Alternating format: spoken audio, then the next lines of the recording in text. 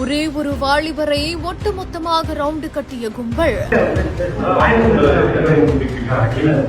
நாமக்கல் மாவட்டம் பள்ளிப்பாளையம் பகுதியை சேர்ந்த சரவணன் அப்படின்றவர் இருசக்கர வாகனங்கள் மற்றும் 4 சக்கர வாகனங்களுக்கு நம்பர் பிளேட் ஒட்டும் கடையை நடத்திட்டு வராராம். இவருக்கும் இவங்களோட மனைவிக்கும் கடந்த சில நாட்களாகவே கருத்து வேறுபாடு ஏற்பட்டதுனால இவங்களோட மனைவி தன்னோட தாயார் வீட்டுல தங்கியிருக்காங்களாமா. இந்த நிலையில தான் தன்னோட மனைவி வேலை செய்யக்கூடிய நிதி நிறுவனத்தை சேர்ந்த கண்ணன் அப்படின்றவங்க சரவணனோட குடும்ப விவகாரத்துல தலையிட்டதாகவும், இதற்கு சரவணன் எங்களோட குடும்ப விஷயங்களை நாங்களே பாத்துக்கிறோம் அப்படின்னு சொன்னதாகவும் தெரிய வருது. கண்ணன் தன்னோட நண்பர்களை அழைத்துக் கொண்டு சரவணனோட கடைக்கு வந்து அவர் மேல சரமாரியான தாக்குதல் நடத்தியிருக்காரு. இதையடுத்து அங்க இருந்தவங்க கண்ணனை சமரசம் செய்து அழைத்து சென்ற நிலையில இந்த தாக்குதல் நிலைகுலைந்து மயங்கிய நிலையில கிடந்த சரவணனை அக்கம் பக்கத்துல இருக்கிறவங்க மீட்டு அரசு மருத்துவமனைக்கு சிகிச்சைக்காக அனுமதிச்சிருக்காங்க. சரவணன் அளித்த புகாரின் அடிப்படையில் பள்ளிப்பாளையம் போலீசார் இது குறித்து விசாரணை நடத்திட்டு வராங்க.